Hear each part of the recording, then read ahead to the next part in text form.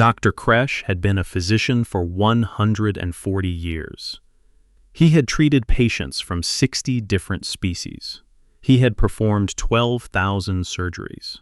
He had saved more lives than anyone in the Velthar Imperial Medical Corps. He was, by every measurement, one of the finest doctors in the galaxy.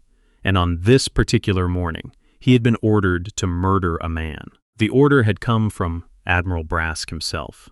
The Admiral had walked into Kresh's medical bay at the start of the duty cycle and handed him a sealed data pad.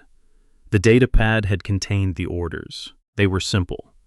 A human prisoner had been captured during the recent border incident. The High Command wished to know everything about human biology. Dr. Kresh was to dissect the prisoner. Alive. The vivisection was to be thorough. It was to be documented. It was to begin in 1 hour. Kresh had not been able to speak when he read the orders. He had stared at the datapad for a long moment. He had looked up at Admiral Brask. The Admiral had been watching him with the cold expression of a man who knew he was asking something terrible and did not care. "Admiral," Kresh had finally said, "this violates the medical ethics of our first species. I cannot perform this procedure. Dr. Kresh, you will perform this procedure. That is a direct order from High Command. Refusal will be considered treason. The penalty for treason during wartime is death.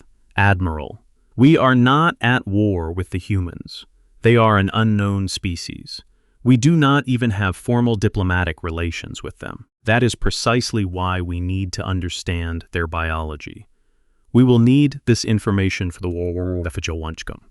The High Command has decided that we will attack the human worlds within 6 months. Before that attack, we need to know everything about how to kill them efficiently. Your dissection will provide this information. Admiral, that is your order, Doctor. I expect you to carry it out. Your assistants are being briefed now. The prisoner will be brought to your surgical bay in 1 hour. You will begin the procedure on schedule. Do not disappoint me, Dr. Kresh.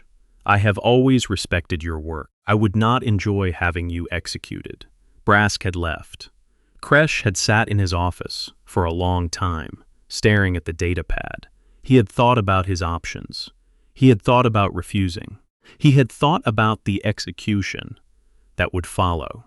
He had thought about the 30 doctors who would replace him if he refused, none of whom would be as careful as he was. None of whom would treat the prisoner with the respect that even a condemned being deserved. He had decided to do the procedure, not because he wanted to, not because he believed in it, but because if he refused, someone worse would do it, and the prisoner would suffer more. Now, 50 minutes later, Dr. Kresh stood in his surgical bay and prepared his instruments. His 3 assistants stood raced by, working efficiently, preparing the table, sterilizing the equipment, setting up the recording devices that would document the procedure. None of them spoke. They all knew what they were about to do. They were all, in their own ways, sick with it. The Velthar were a species that valued life. Their medical traditions went back 12,000 years. They had healed plagues that had killed billions. They had developed treatments for diseases across dozens of biospheres. They had built the most advanced medical infrastructure in the galaxy. Their doctors were considered sacred figures, set apart from ordinary citizens by their oaths of service and their dedication to healing. What Dr. Kresh was about to do violated everything his species believed in. The doors of the surgical bay opened. 2 guards entered, supporting a human between them. The human was conscious, but barely. He had been drugged. He could walk, but his eyes were unfocused. His movements were uncoordinated. The guards half carried him to the surgical table and placed him on it. They strapped him down. They strapped him down with restraints designed for a being of his approximate size. They left without saying a word. Dr. Kresh approached the table. He looked down at the human. The human was a male, approximately middle-aged by what the Velthar knew of human aging. He had short dark hair with some gray in it. He had brown skin. His face was lined with what appeared to be the marks of long experience. His eyes, when they managed to focus briefly, were intelligent and clear. "Hello," Kresh said quietly. He spoke in standard Velthar. He did not know if the human could understand him. To his surprise, the human responded. The translator on the surgical table activated automatically and rendered his words into Velthar. "Hello, doctor. My name is John Carter. May I know yours before you begin?" Kresh was silent for a long moment. He had not expected the human to speak. He had not expected him to ask for his name. He had not expected him to be calm. "My name is Kresh. Doctor Kresh. Thank you for telling me. I appreciate the courtesy. I have a question for you, if you have a moment before you begin." "What is your question?" "Are you the doctor performing the procedure, or are you the one observing it?" "I am performing it." The human nodded slowly. His head wobbled from the drugs, but he managed the gesture. "Dr. Kresh, I would like to make a request. I understand that my situation cannot be changed. I understand that I am going to die today. I understand that you have your orders. But I have a request. May I speak it?" Kresh found himself nodding. He could not help it. The human was so calm. The human was so polite. The human was not begging for his life. He was simply asking permission to speak before he died. "You may speak your request. Dr. Kresh, please do this procedure quickly. Please do not prolong it. Please do not use techniques that will keep me alive longer than necessary. I know you have been ordered to be thorough. But thorough does not have to mean prolonged. You can learn what you need to learn about human biology in 20 minutes. Please do not stretch this out to hours. That is my request." Kresh stood very still. He looked down at the human. He looked at the surgical instruments laid out on the tray beside the table. He looked at his 3 assistants, who had stopped working and were now watching the conversation with horror. "John Carter, I will honor your request. I will do the procedure as quickly as possible." "Thank you, Dr. Kresh. That is very kind of you." Kresh reached for the first instrument. He paused. He set it down. He stood there, looking at the human, for a very long moment. "John Carter, may I ask you a question before I begin?" "Of course, doctor. Why are you so calm? You are about to die. You are about to be cut apart. Why are you not afraid?" The human was quiet for a moment. The drugs were affecting his ability to think clearly, but he managed to focus enough to respond.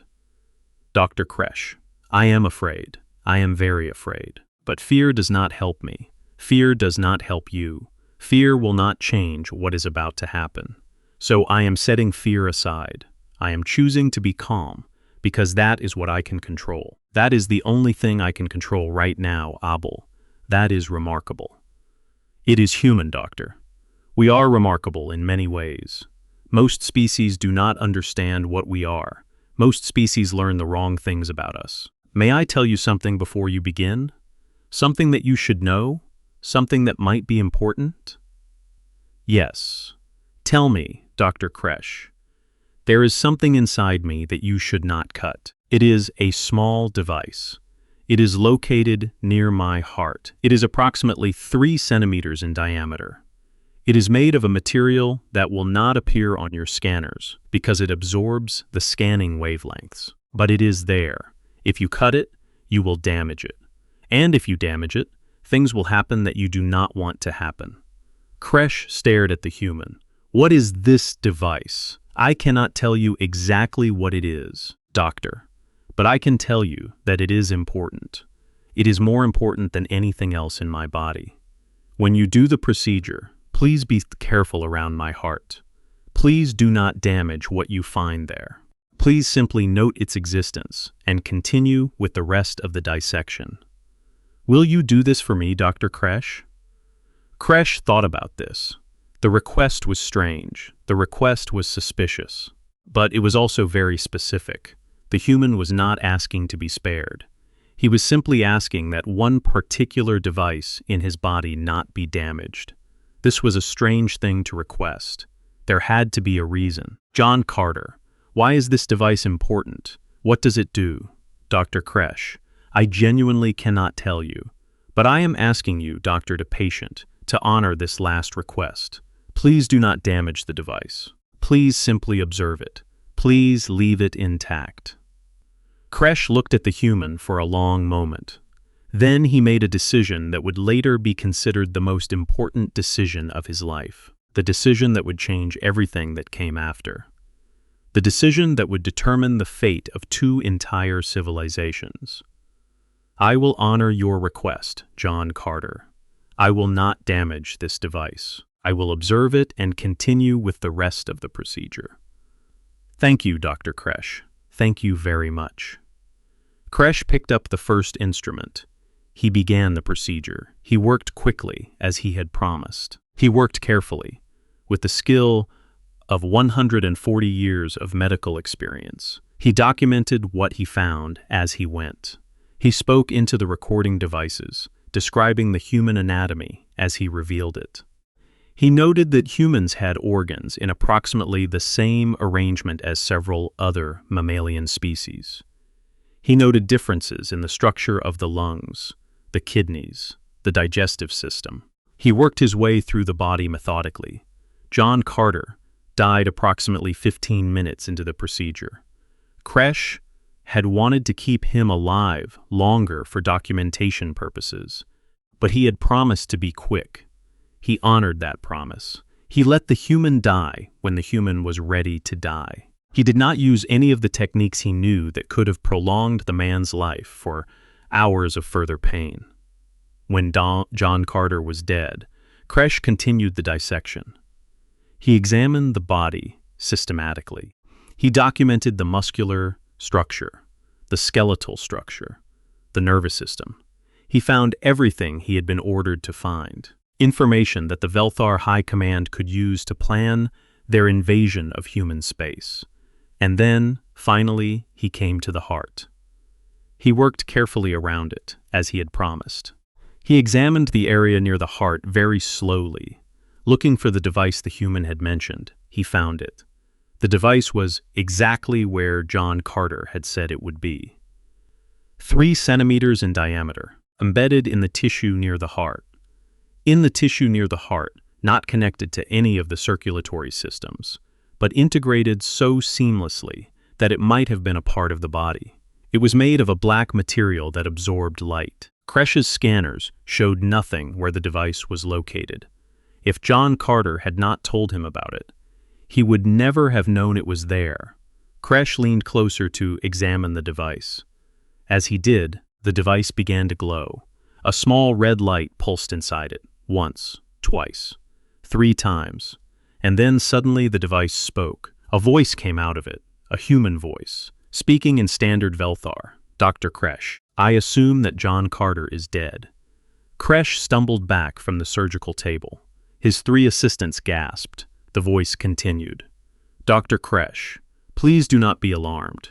We mean you no harm. We have been listening through this device for the past several hours. We heard your conversation with John Carter. We heard your kindness. We heard your decision to honor his last request. We are grateful to you, Dr. Kresh, and we are sorry that you have been placed in this position. Kresh found his voice. Who is speaking? My name is Commander Anna Park. I am the Senior Officer of Earth Defense Forces, currently positioned in this region of space. I am speaking to you from approximately 12 light minutes away, just outside your sensor range. The device in John Carter's body has been transmitting everything that has happened in your surgical bay for the past hour. We have all of it. The orders from Admiral Brask. Your conversation with John Carter, your kindness in honoring his request, you knew this was going to happen? Yes, Dr. Kresh, we knew. John Carter knew. He volunteered for this mission. He knew that he would die. He knew exactly how he would die. He volunteered because we needed someone inside your command structure. We needed someone close to Admiral Brask. We needed to know what the Velthar High Command was planning. This was a planned operation, John Carter allowed himself to be captured? He allowed himself to be tortured and killed? Yes, Dr. Kresh, he did. He believed that what he was doing would save millions of human lives. And he was right. The information we have gathered through this device confirms that the Velthar Empire is planning to invade human space within 6 months. We now have proof. We now have your Admiral's own voice, ordering the vivisection of a sapient being, admitting to the planned invasion. Kresh sank into a chair. His 3 assistants were standing very still, watching him, watching the device. None of them moved. None of them spoke. Dr. Kresh, I have something difficult to tell you. Earth Defense Forces have decided that we cannot allow the planned invasion to proceed. We will be making our response immediately. In approximately 1 hour, a fleet of 300 human warships will arrive at your current location. We will engage the Velthar fleet. We will defeat it. We will then proceed to your homeworld and demand the unconditional surrender of the Velthar Empire. You will destroy us? No, Dr. Kresh. We will not destroy you. We do not destroy civilizations. We will defeat your military. We will dismantle your war-making capability. We will hold your high command responsible for the planned invasion and for the death of John Carter and the 7 humans before him. But we will not destroy your civilization. The Velthar people are not the same as the Velthar military. We understand this distinction. Kresh sat in silence. He tried to process what he was hearing. Dr. Kresh, I have a question for you. A choice to offer you. What choice? In 1 hour, the battle will begin. Your flagship will be one of the first targets. You may not survive what is coming. We can extract you, if you wish.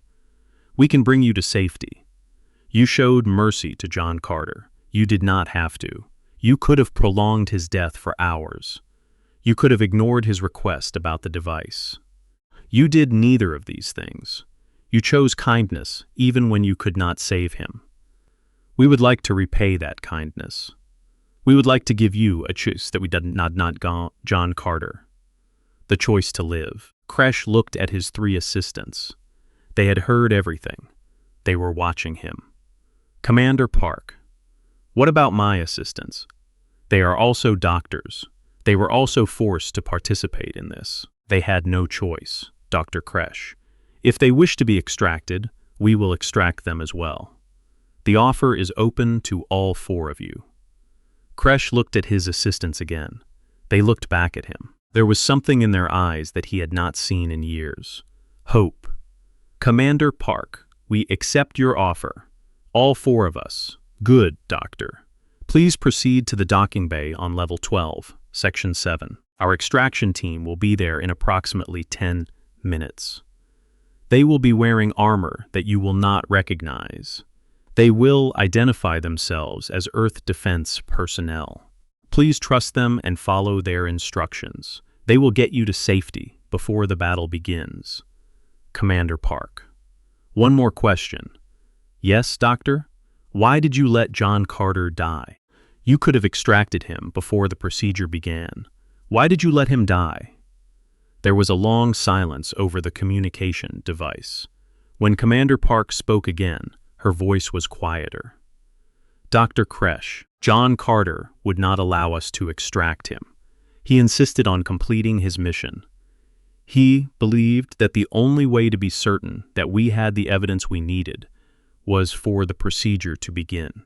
He believed that once the procedure began, the Admiral would have confirmed his orders in front of medical witnesses.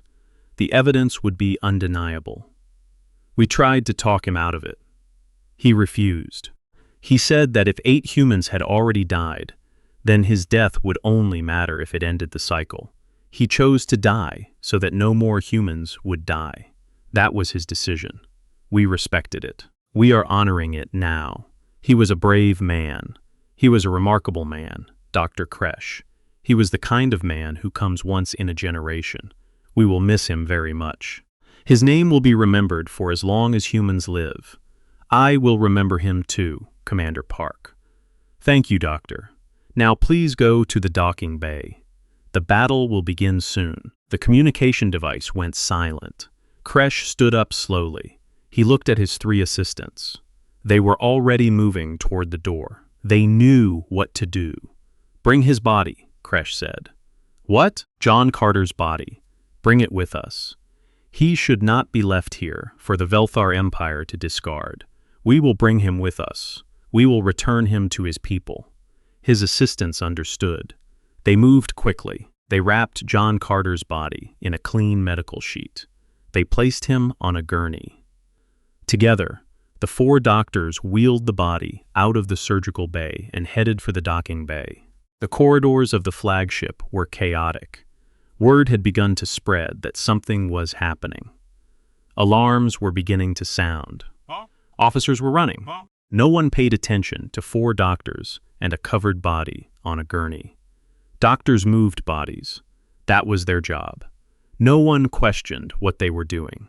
They reached the docking bay on level 12. The extraction team was already there. 6 humans in heavy combat armor. They were waiting next to a small shuttle. They saw the 4 doctors approaching. The lead human raised a hand in greeting. "Dr. Kresh, I am Captain Mendez. We are here to extract you. Please come quickly." "Captain, we have brought John Carter's body with us. We would like to return him to his people." Captain Mendez paused for just a moment. Then he nodded. "Thank you, Doctor. We will take him home. Please board the shuttle." The doctors and the body were loaded onto the shuttle. The shuttle launched from the docking bay just minutes before the Velthar flagship was hit by the first volley of human weapons. The battle was brief. The Velthar fleet had been completely unprepared. They had been confident in their superiority. They had been planning their invasion. They had not been prepared for invasion themselves. The human fleet arrived with overwhelming force and absolute coordination. They had detailed intelligence about every Velthar ship from John Carter's transmissions. They knew which targets to hit first. They knew which weapons would be most effective against which ships. They had planned the battle with surgical precision. Within 90 minutes, the Velthar local defense fleet was destroyed. The flagship, where Dr. Kresh had performed the dissection, was now a debris field drifting in space. Admiral Brask had died on his command bridge, never quite understanding what had happened. The human fleet did not stop. They proceeded to Velthar Prime, the homeworld of the Empire. They arrived in orbit 30 hours later. They held position and waited. The Velthar High Command, what was left of it, called an emergency session. They had received word of the destruction of the local defense fleet. They had received word that a human fleet was on its way to their homeworld. They had not understood how this was possible. They had thought their plans were secret. They had thought their invasion was unforeseen. Now they sat in their council chamber and tried to figure out what had happened. A communication came in from the human flagship. It was put on the main display. A woman appeared on the screen. The Velthar Council recognized her insignia. She was a senior Earth defense officer. "Velthar High Command. I am Commander Anna Park of Earth Defense Forces. You will surrender your empire within the next 60 minutes. Your military will be disbanded. Your war-making infrastructure will be dismantled. Your senior officers will be tried for crimes against sapient beings. The members of your high commands, who ordered the planned invasion of human space and the dissection of human prisoners, will face the most serious charges. You will pay reparations to Earth for the deaths of John Carter and the 7 humans before him. These terms are not negotiable." The council chairman tried to respond. "Commander Park, we are not aware of any planned invasion of human space. There must be some misunderstanding, Chairman. We have recordings of Admiral Brask discussing the invasion plans with Dr. Kresh. We have recordings of him ordering the vivisection of John Carter. We have his own voice, Chairman. Do not insult my intelligence by claiming this is a misunderstanding. The Velthar Empire was planning to invade Earth. We have proof. The proof is undeniable. Make your decision. You have 60 minutes. The chairman tried other approaches. He tried to negotiate. He tried to claim that Admiral Brask had been acting without authorization. He tried to claim that the recordings might have been faked. Commander Park did not engage with any of these arguments. She simply waited. At 59 minutes, the Velthar High Command surrendered. The terms Commander Park had specified were accepted. The Empire was dismantled. The military was disbanded. The senior officers were arrested. The trials began the following week.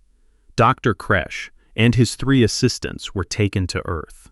They were given full citizenship. They were allowed to continue practicing medicine. They worked in human hospitals, treating humans alongside the species that had become their patients. They were welcomed warmly. The story of Doctor Kresh, the alien doctor, who had shown mercy to a doomed human, had spread quickly through human society. He was treated as a hero. He did not feel like a hero. For the first month after his arrival on Earth, Dr. Kresh barely slept. When he did sleep, he dreamed about John Carter. He dreamed about the surgical table. He dreamed about the moment he had picked up the instrument and begun the procedure. The fact that he had honored John Carter's last request, the fact that the procedure had led to the dismantling of the empire that had ordered it, the fact that he had saved millions of human lives by allowing himself to be the witness, none of it made the dreams stop. After the first month, a human woman visited him in his quarters. She was older, with gray hair and tired eyes. She introduced herself as Sarah Carter. She was John's wife, or had been until he had volunteered for the mission. Dr. Kresh, she said, "I came to thank you, Madam Carter. I do not deserve your thanks. I killed your husband." "No, doctor, you did not. The Velthar Empire killed my husband. Admiral Brask killed my husband. The decision to use vivisection as an intelligence tool killed my husband. You were simply the man holding the knife. But you did not choose this. You did not want this. You showed him kindness in his final moments. You honored his request. You let him die quickly. You did not torture him. You did not prolong it. For all of those things, I am grateful to you, doctor. You gave my husband what dignity was possible under those circumstances. That is no small thing. I should have refused the order. I should have let them execute me instead. Doctor. If you had refused, someone else would have done the dissection. Someone less careful. Someone who would have made John suffer for hours. You did what you could. You did more than most would have done in your position. Please, please stop punishing yourself. John would not have wanted this." Kresh sat in silence for a long time. Sarah Carter sat with him. She did not press him for a response. She simply sat with him. Finally, Kresh spoke. "Madam Carter, may I ask you something?" "Of course. Your husband volunteered for this mission. He knew he would die. He knew exactly how he would die. He could have refused. He could have lived a long life with you. Why did he choose this?" Sarah Carter was quiet for a moment. When she spoke, her voice was soft but steady. "Dr. Kresh. John spent 20 years as a soldier. He fought in the early conflicts when humanity was first emerging into the galaxy. He saw a lot of things. He lost a lot of friends. After he retired, he could not let go of the duty he felt. He kept volunteering for missions. He kept saying that he had survived when others had not, and that meant he owed something to the future. When the Earth Defense Intelligence Service approached him about this mission, he came home and told me about it.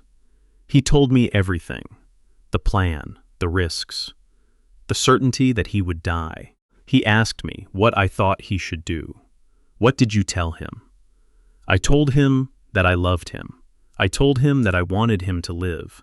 I told him that I would forgive him if he refused the mission. And then I told him that if he wanted to volunteer, I would forgive him for that too. I told him that I would support whatever decision he made, And he chose to go. He chose to go. He said that if 8 humans had already died at the hands of the Velthar, then his death would only mean something if it was the last one. He chose to die so that he would be the last human to die that way. He chose to make his death useful instead of merely tragic. That was who he was, Doctor. He had always been like that, even before he became a soldier, even when he was young. He was a brave man. He was a stubborn man. Bravery is a kind of stubbornness, I think. The kind that does not give up even when giving up would be easier. John never gave up on anything. He did not give up on this either. He saw an opportunity to end the cycle of human deaths in the Velthar Empire, and he took it. The cost was his life. He paid that cost willingly. Madam Carter, I am very sorry for your loss. Thank you, Doctor. I am very sorry too, but I am also proud. He chose to die for something. Not everyone gets to choose how they die. Most of us simply die when our time comes. John chose his time. He chose his moment. He chose his purpose. There is something almost beautiful about that, I think.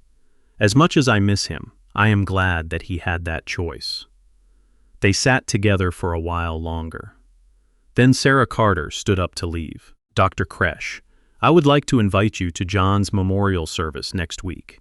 It will be a small gathering. Family, friends, a few of his old colleagues from the military. I would like you to be there. I think John would have liked that. He would have liked the doctor who showed him kindness to be at his funeral. Kresh nodded slowly. I will be there, Madam Carter. I would be honored to attend.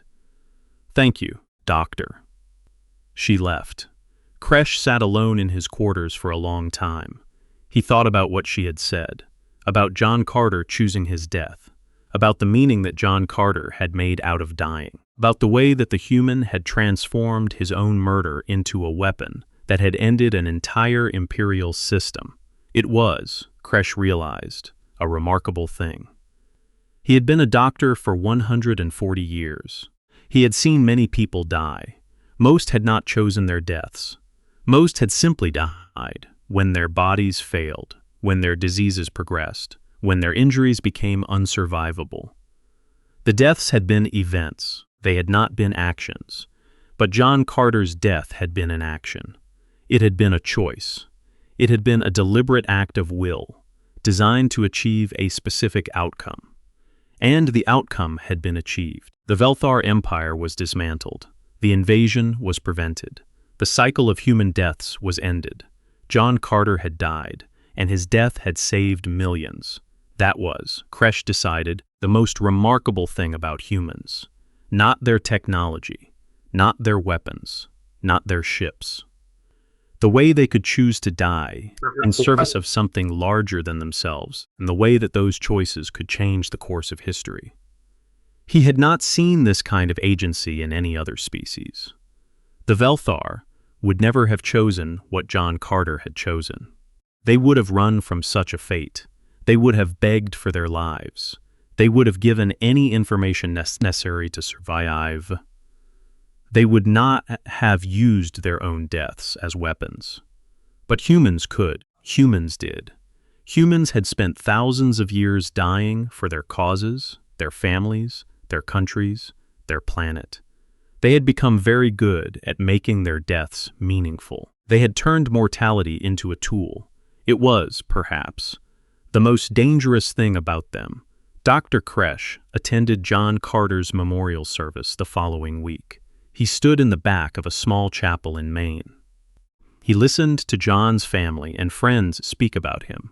He learned about the man's life, the years of military service, the retirement that had not quite been a retirement, the marriage to Sarah, the way John had loved cooking and gardening and reading old books about war. Sarah Carter had asked Kresh to say a few words at the service. Kresh had not wanted to, but she had insisted. So, at the end of the service, he stood up at the front of the chapel and looked out at the gathered humans. I did not know John Carter, Kresh said. His voice was quiet but carried in the small chapel. I met him for the first time on the day he died. I was the doctor who performed the procedure that killed him. There was a small intake of breath from the gathered mourners. Some of them had known this fact, but it was different to hear it spoken aloud in this setting. I do not deserve to speak at his funeral, but Sarah Carter has asked me to, and so I will. I will tell you what I learned from John Carter in the brief time I knew him. Kresh paused. He gathered his thoughts. Your husband, your father, your friend, was a remarkable man. In the last hour of his life, drugged and strapped to a surgical table, knowing that he was about to die, he was completely calm. He asked me my name. He asked for one favor, which was for the procedure to be quick. He gave me information that allowed his death to achieve its purpose. He spoke to me kindly. He did not threaten me. He did not curse me. He did not beg. He simply faced his death with a dignity that I have not seen in any patient in 140 years of practicing medicine. John Carter showed me, in his final hour, what your species is capable of. He showed me what it means to be human. I had thought, before I met him, that humans were a young species, fierce but unrefined. I had thought you were dangerous in the way that any young species is dangerous, with potential but no wisdom. I was wrong. John Carter taught me that I was wrong. Your species has something that no other species in the galaxy has. You have the capacity to make meaning out of suffering. You have the capacity to transform your own deaths into tools that serve a greater purpose. You have the capacity to face the worst that the universe can do to you with grace and calmness and even kindness. This is a remarkable capacity. It makes you more dangerous, Massey, more dangerous than any species I have ever known. It also makes you more beautiful than any species I have ever known. The same trait that makes you so terrifying to enemies makes you so admirable to friends. I am sorry that I was the doctor who killed your husband. I am sorry that I did not refuse my orders. I am sorry that the empire I served did this terrible thing to your family. I will spend the rest of my life trying to make up for the harm that my civilization did to yours. I do not know if I will succeed, but I will try. That is the only thing I can do. I will try. Kresh stepped down from the podium. There was silence for a moment. Then someone began to clap. Then more people. Soon the entire chapel was applauding. Kresh did not understand. He had killed their family member. They should not be applauding him. But they were. They were thanking him for honoring John Carter in his words. They were thanking him for showing up. They were thanking him for being there, for being part of John's last hour, for being the one who had honored the request that had allowed the mission to succeed. Sarah Carter walked up to him after the service. She hugged him. Kresh, who had never been hugged by a member of any species, stood very still and allowed it. Thank you, Dr. Kresh, she said quietly. Thank you for being here. Thank you for what you said. Thank you for everything. Madam Carter, I do not understand. I killed your husband. Doctor, you did not kill him. You were the doctor who treated him in his final hour. There is a difference. You were the one who showed him kindness. You were the one who let him die quickly. You were the one who honored his last request. You were the doctor he chose to remember. In his last conscious moments. That is not the same as being his killer. That is being his last friend. Dr. Kresh thought about this for the rest of his life. He was never quite able to forgive himself for what he had done in the surgical bay. But he was able, eventually, to accept Sarah Carter's framing of it. He had not been John Carter's killer. He had been the doctor who had been forced to perform an action by an evil order and who had done his best within the constraints of that situation to treat the patient with the dignity he deserved. Kresh lived for another 50 years after the events on the Velthar flagship. He spent those years on Earth, working in human hospitals, treating human patients alongside members of his own species who had also been resettled after the dismantling of the Empire. He became the head of the Alien Physicians Guild on Earth. He helped train a generation of doctors from many species to work together in human medical facilities. He was respected. He was loved. He was, perhaps, even forgiven by some. When he eventually died, he was buried in a small cemetery in Maine, near the grave of John Carter. Sarah Carter had arranged it. She had outlived her husband by 20 years. She had become an old woman. When Kresh's burial was held, she was the only person at it. She stood next to his grave and spoke a few words. "Dr. Kresh, you made a terrible choice on a terrible day, but you have spent 50 years trying to make up for it. You succeeded. You are forgiven. Rest now. Rest next to my husband. You were his last friend. You will be his neighbor in the long sleep." Sarah Carter went home that evening. She sat in her garden, the same garden where Elena Marsh had once sat with her granddaughter, 50 years earlier in another part of this story. She watched the stars come out. She thought about her husband. She thought about Dr. Kresh. She thought about all the strange and unexpected that war could produce. The way that enemies could become friends. The way that the worst day of one person's life could become the foundation of another's redemption. The Velthar Empire was gone. It had been gone for 50 years. In its place, the Velthar Republic had emerged, a peaceful civilization, a productive member of the galactic community, a friend of Earth, in the careful, distant way that friendships often worked between species. The Velthar people had built memorials to the humans their empire had killed. They had paid their reparations on time, every year. They had transformed themselves. Dr. Kresh had been part of that transformation. He had become a symbol on his homeworld of what the Velthar could be when they chose to be better. He was studied in their medical schools. His decision to honor John Carter's last request was taught as the foundational moment of modern Velthar medical ethics. The lesson was simple. When you cannot save a patient, you can still serve them. When you cannot prevent their death, you can still treat them with dignity. When the institution you serve asks you to do terrible things, you can still find ways to be a doctor first and an instrument of the institution second. It was a small lesson, but it was the lesson that had ended an empire, the lesson that had saved millions of human lives, the lesson that had transformed an entire species. The wooden bird, carved by Sarah Carter's own hand many years before, sat on her mantelpiece in the small house in Maine. The bird had its wings spread wide, going on a journey, always coming home. Sarah had carved it herself in the weeks after John's death, as a kind of meditation, as a way of processing what had happened. She had carved similar birds in the years since, for various human diplomats who had asked her to make them. The birds had become a tradition. Every human diplomat now carried one. The birds represented many things: going away, coming home, the dangers of the journey, the hope of return. For Sarah Carter, the birds represented her husband. John had gone away. He had not come home. But his journey had been worth taking.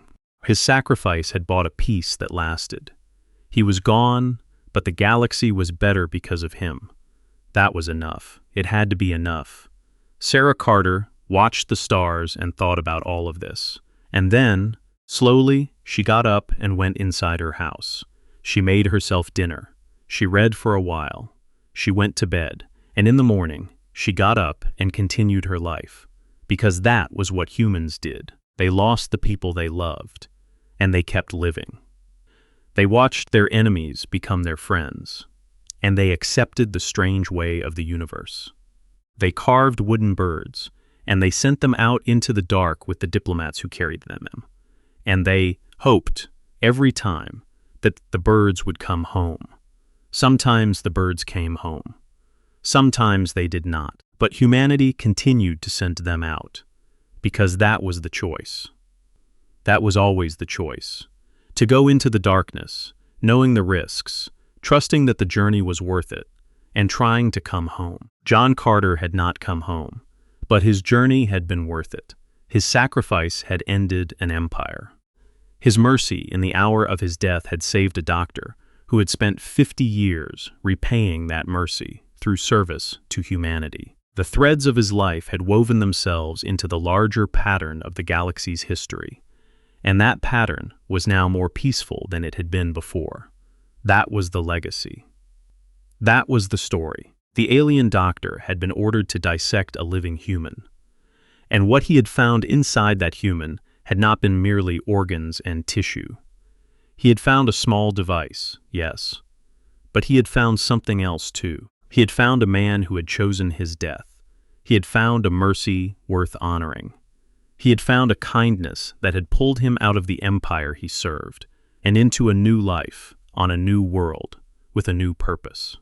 He had found, in that small surgical bay, the seed of a war that would end an empire, and in ending that empire, the seed of a peace that would last for centuries. What he had found inside the human had started a war, but what he had built from what he found had ended one. That was the truth of the story.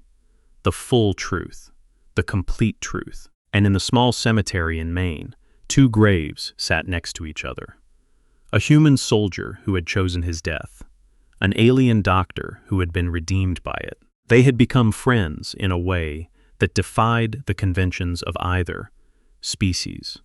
They had become the symbol of what was possible when the worst circumstances brought out the best in people. The wooden birds flew. The diplomats traveled. The galaxy slowly became something better because John Carter had asked Dr. Kresh to honor one last request. And because Dr. Kresh had said yes, that was all it took, sometimes. One yes. One small act of mercy in the middle of an act of cruelty. One choice made by one person that could ripple outward and change everything. Humans understood this. They had spent thousands of years building their civilization on this understanding. They knew that small acts mattered. They knew that mercy mattered. They knew that the choices made in the worst moments could become the foundations of the best futures. It was why they were so dangerous. It was why they were so beautiful. It was why, in the end, the galaxy had learned to respect them, forever and always, until the end of time.